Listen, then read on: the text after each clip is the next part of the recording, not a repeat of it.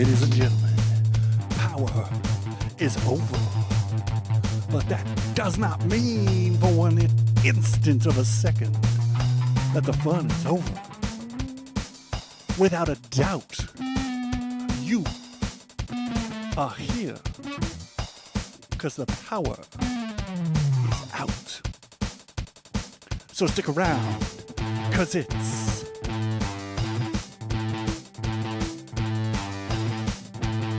Power Out.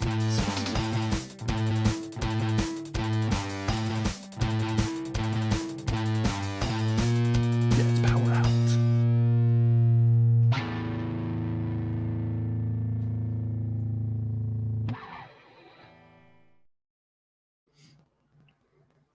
What's going on, everyone? Welcome to Love Wrestling's live reaction to NWA Powerrr. This is Power Out. Mr. J, as always, thank you for the stellar introduction.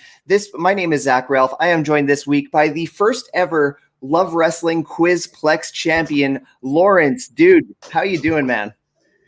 Good. You? How are you doing? Also, yeah, I'm doing okay.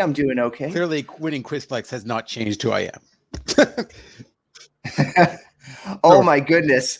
Championship on the shoulder where it rightfully belongs. Dude, we've had two Quizplexes since you're not the reigning champion, but you are the original champion, and no one will ever be able to take that away from you, which is pretty cool. Yeah, it's quite an honor. And and you're welcome for me being here. You owe me $3,000. We'll e-transfer it to you right after the show. I'm sure that's in Spencer's budget somewhere. Of course, thank you for joining us, and thank you to anyone who's watching right now. I know this is a very busy week for the wrestling fandom. There's a wealth of content to be enjoying right now, and the fact that you're extending your enjoyment of NWA Powerrr with our live reaction show means the world to us. But even if you're joining us after the fact, if you're joining us tomorrow, day after, wherever, thank you so much for watching or listening, wherever you're enjoying Power Out. Thank you very much. Dude, this week's Powerrr, not a pretty solid episode, not their strongest. But before we really get into like the in-depth review, have you been like keeping up with NWA like in recent weeks? No, it's the first episode I've watched since they switched to Fight TV, and I did enjoy the episode. It went by kind of quick, but yeah, it's definitely a fun show that I'm going to check out from here on out. Awesome. WrestlePlug Inc., last week's co-host, actually, just saying Stud's doing work. So thank you, my friend, valued member of the Love Wrestling team. It's what we do, man. And you know it better than anyone. So yeah, like the past few weeks have been like really like filled with content in the NWA. Like they've really accomplished a lot in the short amount of time that they have. But I want to, we kind of talked about this before we went on air. I kind of want to treat this episode of Power Out like as a bit of like an entry point for anyone who's like kind of like wanting to step into the NWA, but doesn't want to jump in without any kind of like lapses in their knowledge and worried about not knowing things getting in the way of them enjoying present NWA TV. So Laurence, I'm going to invite you to like, if you ever have any questions about like what's going on, like in regards to the storyline, please jump in. Now's the time to do so. I'm friggin' excited to review the show with you. Yeah, I'm absolutely pumped. Yeah, let's go. Let's get through it. Yeah, let's start with the top of the show. We start with the tag team champions at the announce booth, Aaron Stevens and Kratos. They're sitting there. They're saying that tonight's going to be a very tag team heavy episode. And as champions, they just want to scout the action, see what's going on, and see who they need to start worrying about. They emphasize that this isn't a proper tournament or anything. It's just like, watching teams get the all-important momentum, as other brands might call it, wins and losses. Stevens, he's ready to fight to take on any challengers. Saul Renaro comes out. He and Aaron Stevens had a little exchange last week in which it seemed as if Stevens agreed to give Saul Renaro a tag team title shot. And WrestlePlug, you're in the comments. Please confirm this. I'm pretty sure we talked about that. But Aaron Stevens kind of dismissed it. It seemed very like, no, it wasn't sanctioned by the NWA. You also don't have a tag team partner. And, I spent the last week really, wondering who Saul Renaro's partner was. All in all, I thought it was a pretty good segment. I like Aaron Stevens as a babyface. I think he needs a little more fire to him, but I'm rooting for him like naturally. Yeah. like I would like to see more of his dynamic with his tag partner. Mhm. I'm excited to see that. Yeah, like I agree with you. He does need like a little more to him, or like, but like again, like he was just sitting at the desk. He didn't have much to do. Like he really needs something to bounce off of. So like they really need a strong opponent. But yeah, I was looking at them. I really want to know more about their dynamic of their tag team and how with Kratos was his name. Kratos, yeah. Yes. Yeah. Like Originally, sorry, go on. no, go ahead. Yeah, like from what I understand, like there was a lot going on between in like the NWA's quote unquote hiatus, or at least Powerrr's hiatus. Yeah. Like last I remember, like, you know, obviously Aaron Stevens was involved with the Question Mark, the late Joseph Hudson. Yeah. And I don't know when he started getting involved with Kratos, but as it's been presented on NWA TV so far, they've only been involved in one match together, 6-man tag back in like the first episode of Powerrr post hiatus. And, you know, there's a budding conflict there because now Aaron Stevens is like the de facto babyface. And I think they were like more of a heel team, and looking at Kratos, that certainly stands. So yeah, I too want to see their dynamic, and I think it's going to result in a lot of conflict. Yeah. Yeah. Essentially, like the segment ends though, like, you know, they kind of dismiss Sol Renaro. He leaves, but after, you know, Aaron Stevens made a big deal how they were there to scout the competition and keep an eye on the tag team division, they just get up and leave. I literally have anything else to do right now. Yeah, bit of a plot hole, but like, let's not nitpick. I would have been happier to see them on the remain on the commentary booth, but such is life, and such were the choices that NWA made. We jump into the first tag team match of the evening. We have Pero and Odinson versus Strictly Business. Man, I have supported Pero for a long time, but I had no idea he was part of a long-term tag team known as The End with Odinson, and I was very impressed by what I saw from this team, man. Again, the announcer Kyle Davis, he confirmed that Chris Adonis as a member of Strictly Business, which up until now has just been kind of like hinted upon. So maybe it's true, maybe it's not quite there, and we'll talk about that later with Nick Aldis's promo. But essentially, really fun format. Really fun tag team match. 4 big hosses in the ring, just doing what 4 big men do. I love hoss matches like this. The End is absolutely fun to watch. I love their like Mad Max aesthetic, blowing the chrome whatever into each other's War mouths. Boys. Yeah, like they were an absolute beast tag team, and it was fun to watch them. And Adonis makes an absolute like great slimy heel, taking every advantage he can find. Nice back and forth action. Adonis looks dominant. Beautiful counter of the master lock by Pero. He turns it into a cutter / stunner. It was very well executed. Hot tag to Odinson. Holy shit, this dude has a great hot tag. Sorry, I'm going a mile a minute here. There's a lot that happens in this match. No. Let's stop and talk about this hot tag, because fuck, it was like one of the best hot tags I've ever seen. Oh yeah, they were super impressive. Like I really enjoyed their tag team. Like their whole War Boys gimmick was well done. Like it was fun to see. Then these 2 guys I'm very excited about. Like they can get like again, like they'd be fun to see for the tag team titles there.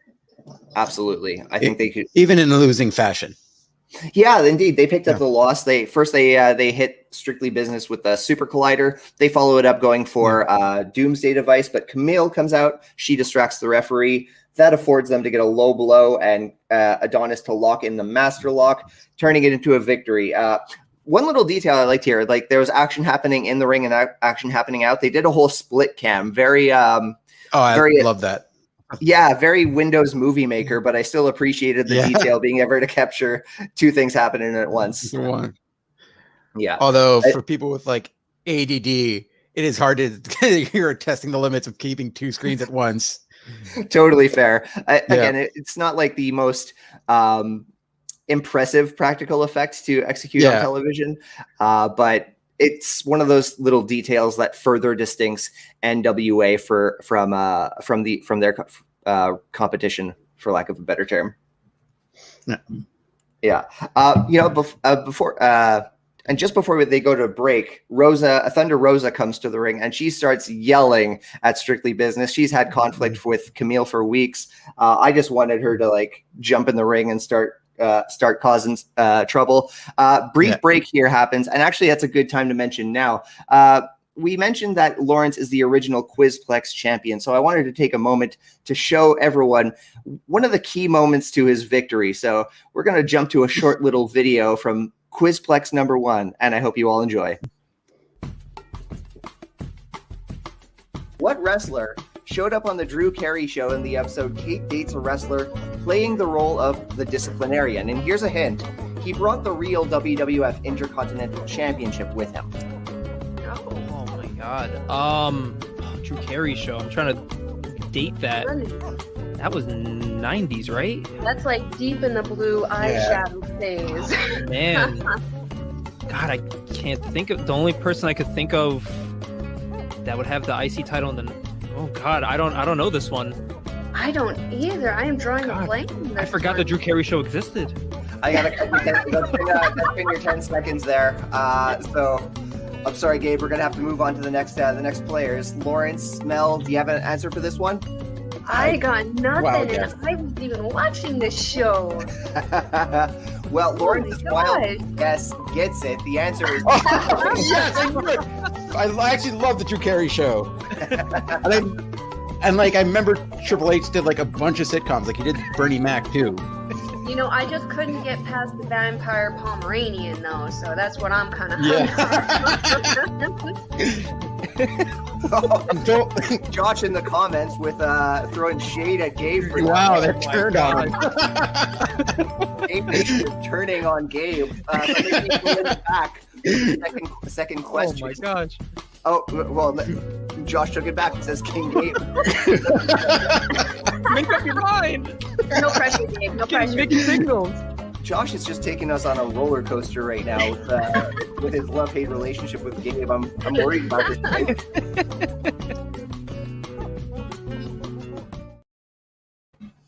That was one of Laurence's key moments towards victory. And full discretion, I planned on playing that a little bit later, but my cat was eating Easter flowers, and I had to prevent that from continuing. So that was a perfect little break.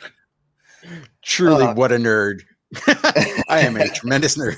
Dude, it was a tremendous guess is what it was, and it was one of the key moments to victory. So bravo, sir. It's what made you the original Quizplex champion. But we're back from break just as NWA Powerrr was returning from break, of course. Thunder Rosa is spitting fire with Kyle Davis at the announce table. She is pissed off with Camille, and rightfully so. Last week, Camille jumped her for seemingly no reason. Camille defeated Thunder Rosa rather decisively at the pay-per-view back for the attack, and last week's run-in was very out of place, and I didn't understand why it happened, but the story continues. Taryn Terrell comes out. She's making her Powerrr debut, and she's saying she's there to support Thunder Rosa if she needs it in her own unique way, very obnoxious and a very special Taryn Terrell way. She was absolutely wonderful. Melina comes out. She says more or less the same thing, getting in Taryn Terrell's face. But Thunder Rosa essentially, she blows them both off. She has no interest in having their support, calls them messy asses, making me laugh, and storms out. 90% of my notes are just Thunder Rosa rules. I mean, rightfully so.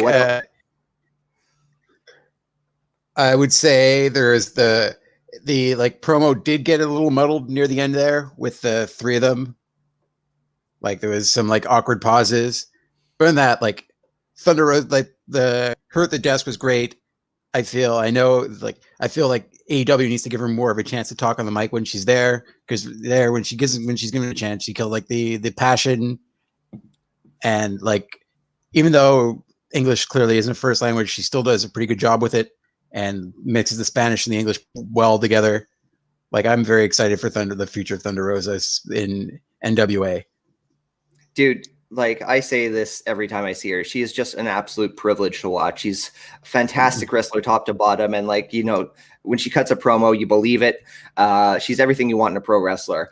I was very surprised in the absolute best possible way, because the last run of NWA, like they had a women's division, but they didn't invest all that much time. And while this episode doesn't have a women's match, I am still most intrigued by the women's division. You know, they've got Taryn Terrell, Thunder Rosa, Camille. Last week we were introduced to Genocide. They also got Alex Gracia. They've got a budding division and a lot of interest, creative interest that they're developing. Yeah, I'd say Taryn Terrell gives like a big like private school mom energy, like somebody who would get like caught up in the college scandal, trying to get their kid into NYU. Oh, I love that. She can share a cell with. Yeah, and it was nice seeing Melina again. Yeah, absolutely. I mean, go ahead. Yeah, sorry. Yeah. Like there was a lot of rumors about Melina leaving and going for the WWE like during the hiatus, and like I certainly wouldn't blame anyone who made such a move. But after NWA lost so many of their top tier talent over the hiatus, Melina would have been another blow. And as a fan, I'm very happy to see her remaining on NWA TV. Yeah. Yeah. Sorry, I like interrupted you a couple times there. Part of our little delays there. Yeah. We follow this up with another tag team match. We get Slice Boogie and Mims versus the War Kings. War Kings reunited, of course. They were involved in a fatal four-way match at Back for the Attack, and there was references to them being a former tag team. They're reunited. They're taking on Slice Boogie and Mims. Boogie tags out very quick from the get-go and kind of lets Mims get dominated for like the first few minutes. Slice does get back in the ring and he has a chance to get some offense, but essentially he loses the upper hand very quickly. Mims is back in, but whenever Mims gets in, he does a phenomenal job selling. He is just getting his ass beat. He's making the War Kings look like $1 million. Slice Boogie runs around the ring. He grabs Jax Dane by the feet, pulls him off. He lands headfirst on the apron, and he is out cold. He is out cold for the rest of the match. Crimson looks dominant. He's doing his best to fight off two people, and we get another solid 4 or 5 minutes of action. And usually, after a partner will get knocked out, they rush to a finish. But this was they took their time. They really made Crimson look very strong, even though eventually that he lost to a schoolboy from Mims. Yeah. I felt that Slice Boogie set me up. I thought they were going to lose the entire time solely because he was wearing Mets colors. You'll have to forgive me. My knowledge of sports is pretty much limited to predetermined basis. So Mets, are these bad luck baseball colors? Team. Okay. Yes, they are the least popular New York team. And they're famous for losing. Fair enough. Match itself, what did you think? Oh, there was a couple rough spots in the middle there, but I enjoyed the idea of the one partner just being out for the entire back end of the match, not fading. And I enjoyed Velvet Sky's call on that, where she just said, after a couple of minutes, maybe somebody should be checking on him. He's been out for 4 minutes now. And finally a ref comes out to check on him. I thought that was a nice touch to it. One sole ref just comes up, starts shaking his shoulders. You okay, man? You okay? Yeah. Okay. Yeah. Cool, I gotta give dead. it up. He's okay, he's folks. not that guy. Yeah. I got to give it up to Velvet Sky too. I'm a big fan of her work as a commentator for NWA so far.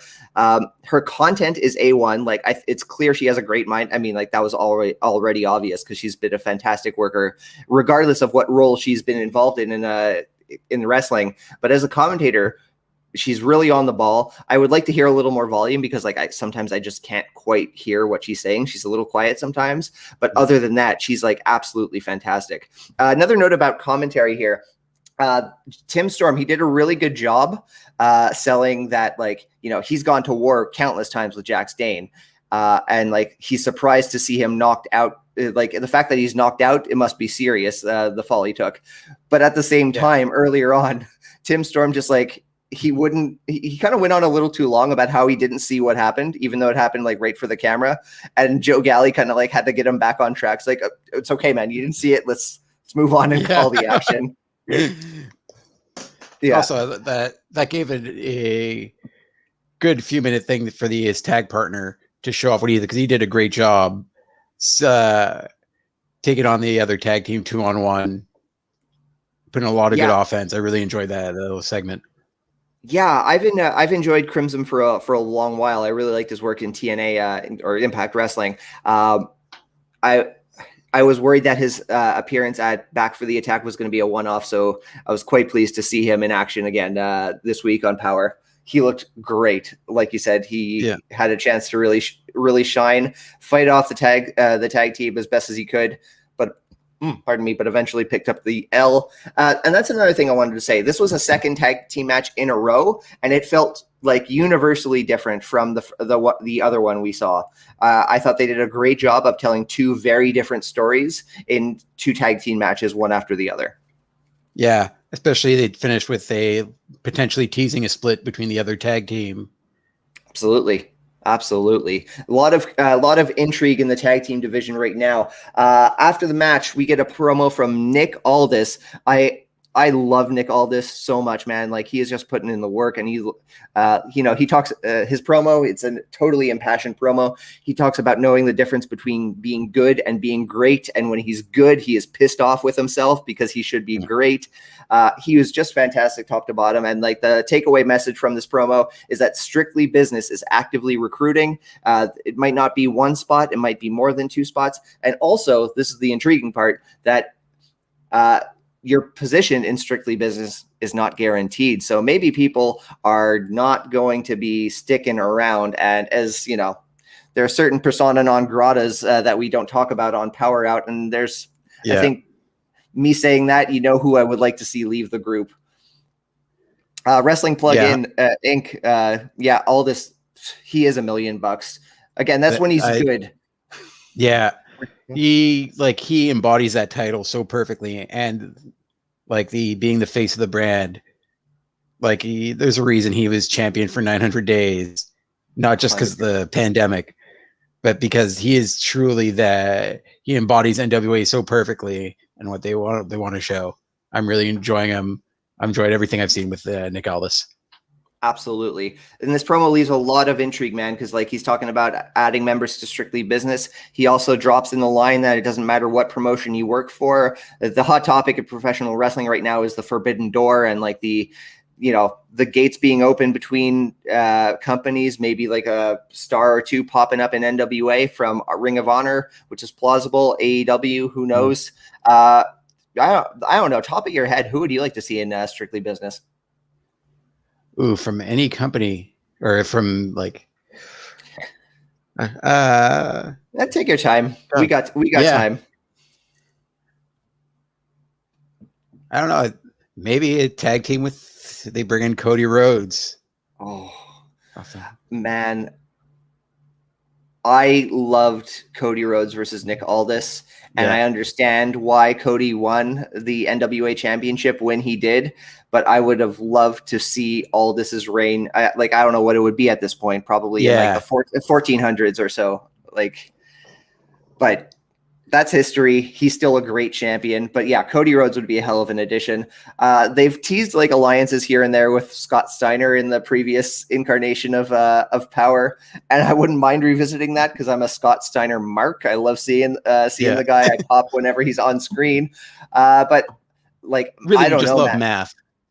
Yeah, really, I just love math. Absolutely, Steiner's particular brand of math. Absolutely. Like, I don't know who I would add to Strictly Business, but I am intrigued to think about it, and I'd like to think about it going forward. Anyone in the comments, if you have ideas of who you'd like to see in Strictly Business, please let us know. Drop it in. We'll revisit that in just a minute. But we also got a big main event to talk about.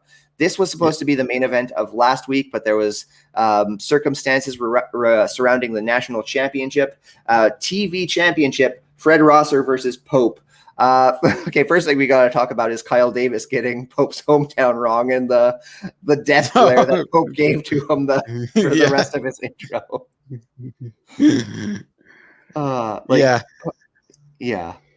Like Pope, man, he's just got everything. He's got all the tools to make it work. He's got comedic timing. When he needs to be threatening, he can be threatening. And he is just an athletic dude. I always look forward to watching Pope matches and Pope content.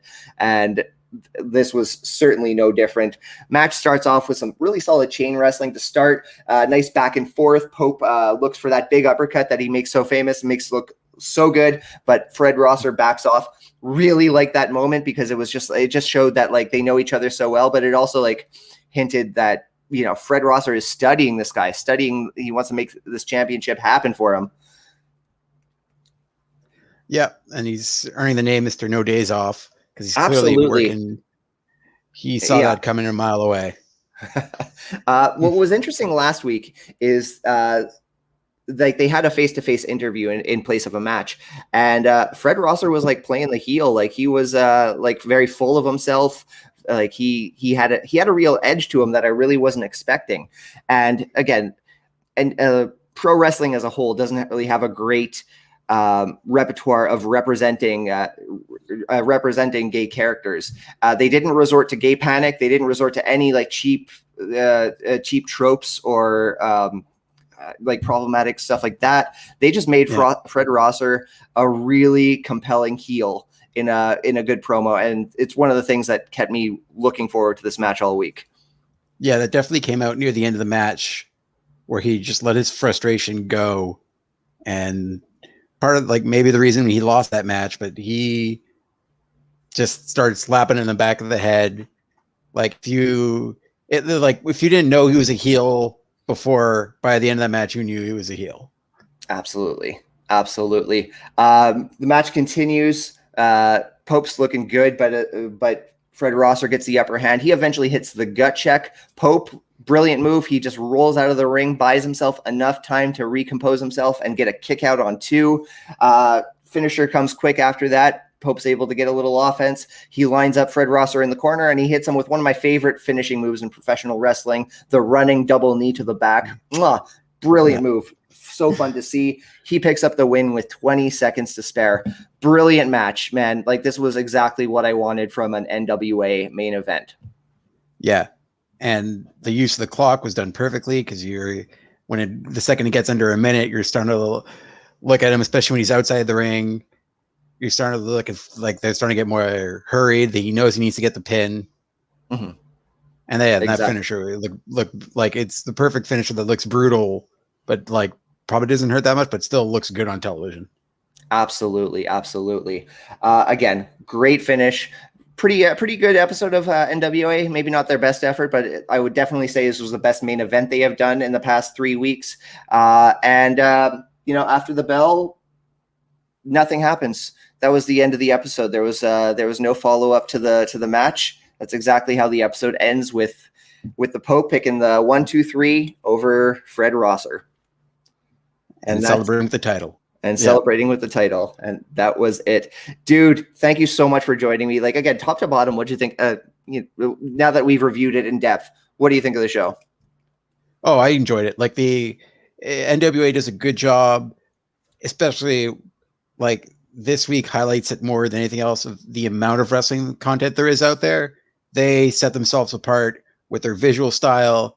Even their commercials are 80s style, like the toys too.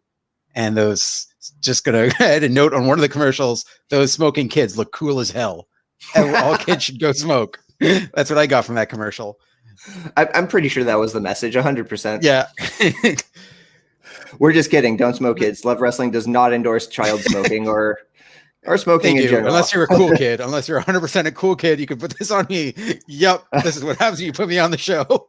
Okay, I'm going to revise my statement. Lawrence's opinions do not reflect those of the Love Wrestling team. But we still thank you for joining us all the same, my friend. It was great talking to you. Before I let you go, please let our audience know where they can follow the original Quizplex champion on social media. It's at KartzyNDG on Instagram and Twitter. Easy as that. Thanks for joining us on PowerrrOut, whether you're watching now or watching later. Why was that a struggle? Either way, thank you. We're going to be back next week.